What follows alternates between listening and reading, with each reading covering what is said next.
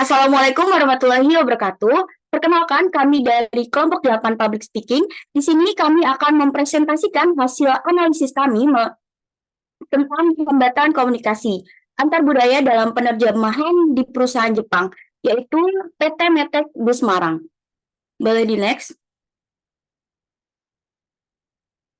Sebelumnya, perkenalkan anggota kelompok 8. Di sini saya selaku moderator, Windows Lestari dengan NIM 1703521088, dan ada anggota lain yaitu Devina Ramandani dengan NIM 1703521057, lalu ada Nur Aini Apriliana Putri dengan NIM 1703521068, dan ada Sinta Nur Cahyani dengan NIM 1703521002.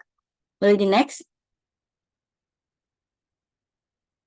Ya, yang pertama di sini ada keragaman budaya PT Metek Semarang. Keragaman budaya di PT Metek Semarang itu salah satunya adalah keragaman budaya dalam bahasa. Ya, boleh di next. Selanjutnya ini ada profil perusahaan dari PT Metek Semarang.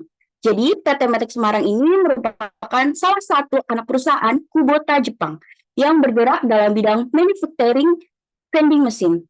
PT Matic Semarang sendiri berdiri pada tahun 1996 dan berlokasi di Jalan Koster nomor 8 Blok B 12A sampai dengan 16 di Semarang Kota. Boleh di next? Ya, selanjutnya akan dilanjutkan oleh rekan kelompok 8 yang lain. Oke, di sini ada hambatan budaya dan bahasa di PT Metek Semarang. Dalam PT Metek Semarang ada 7 orang ekspatriat Jepang yang tidak sungkan menerapkan sistem kerja Jepang di perusahaan yang notabene-nya semua karyawannya adalah orang Indonesia.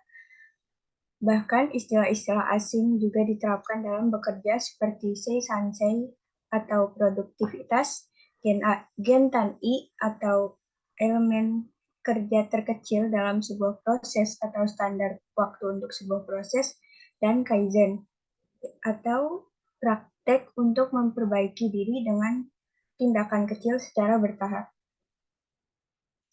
Ekspatriat di Jepang di PT Metek Semarang menginginkan stafnya untuk bekerja menggunakan pola PDCA atau Plan, Do, Check, and Action, yang artinya itu rencanakan, kerjakan, pemeriksaan, dan tindak lanjut.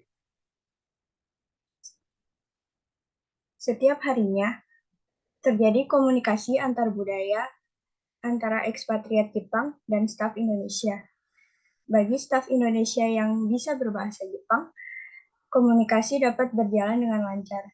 Namun, untuk staf Indonesia yang tidak bisa berbahasa Jepang, akan kesulitan untuk membangun komunikasi yang efektif. Nah, selanjutnya ada solusi dari hambatan komunikasi di PT Metek Semarang. Demi menciptakan iklim komunikasi yang kondusif, PT Metek Semarang menggunakan penerjemah sebagai jembatan komunikasi antara ekspatriat Jepang dengan staf Indonesia. Penerjemah bertugas untuk menyampaikan pesan secara utuh dan tepat dari komunikator ke komunikan. Lalu penerjemah di PT Metek Semarang juga menggunakan cara penerjemahan yang konsekutif. Namun karena komunikasi yang tidak bisa berjalan dengan efektif, staf Indonesia tidak dapat merespon sesuai dengan keinginan ekspatriat Jepang. Selanjutnya akan dibacakan oleh rekan kami.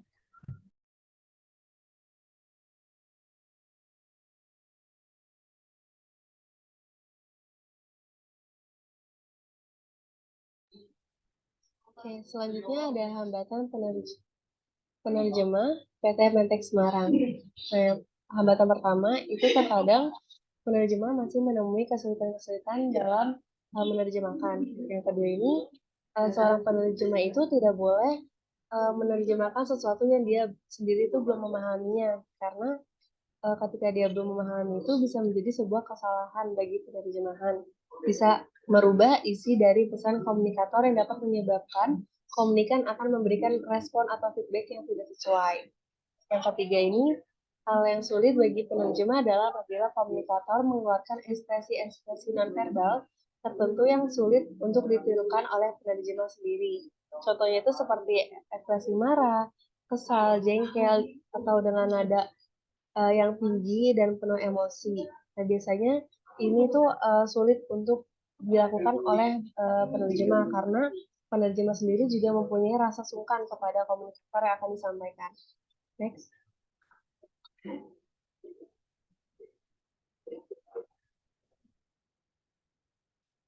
Nah, hambatan dalam penerjemahan ini juga terjadi dua faktor. Yang pertama ada faktor eksternal, yang kedua ada faktor internal. Di faktor eksternal ini menggunakan technical term dan istilah baru atau panjang ucapan, terus juga kecepatan berbicara dengan intonasi berbicara juga mempengaruhi. Yang kedua ada faktor internal. Nah, faktor internal ini merupakan faktor kognitif dan psikis yang terjadi dalam diri penerjemah tersebut. Nah, faktor kognitif ini meliputi kecepatan memahami pesan yang disampaikan oleh komunikator. Sedangkan untuk faktor psikis sendiri merupakan kegelisahan yang tinggi dalam memahami materi yang akan disampaikan karena mungkin takut salah atau kurang dalam memahami apa yang disampaikan. Next.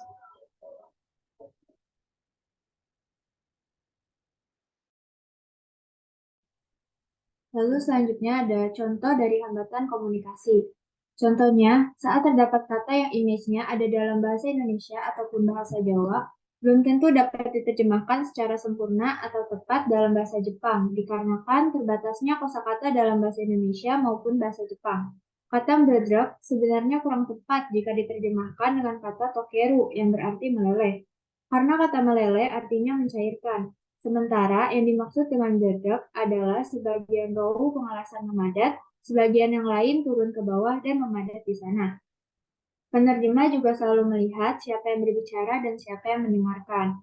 Penerjemah sudah mengetahui dan memahami karakteristik dari staf-staf Jepang yang bekerja di PT Metek Semarang.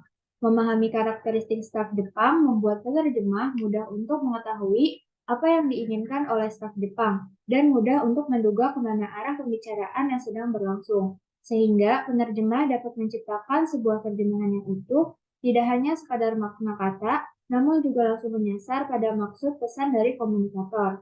Contoh mudahnya adalah Itsuho Kokushimasu, yang artinya kapan kamu akan memberikan laporan, penerjemah akan menerjemahkan tanggal berapa akan dilaporkan. Dalam kasus tersebut, penerjemah tidak menerjemahkan dengan kapan kamu akan memberikan laporan, dikarenakan penerjemah sudah memahami dengan baik karakter dari staf Jepang maupun staf Indonesianya. Staf Jepang selalu menginginkan jawaban yang spesifik. Jika bertanya kapan, maka jawaban yang harus muncul adalah tanggal, hari, dan waktu.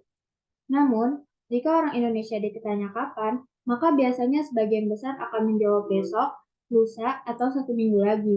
Supaya perbedaan interpretasi ini tidak muncul dan komunikasi dapat berjalan lancar, maka penerjemah menerjemahkannya dengan kata tanggal berapa.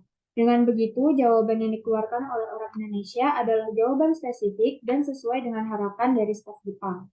Boleh di next?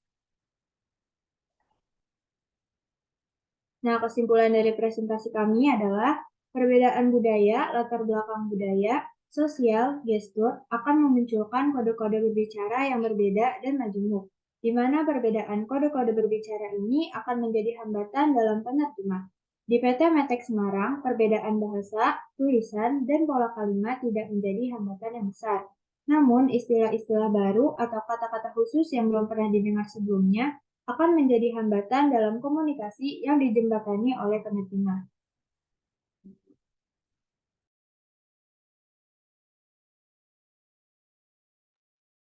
Baik, dari hasil kesimpulan tadi merupakan hasil akhir dari analisis kelompok kami. Kurang lebihnya mohon dimaafkan. Wassalamualaikum warahmatullahi wabarakatuh.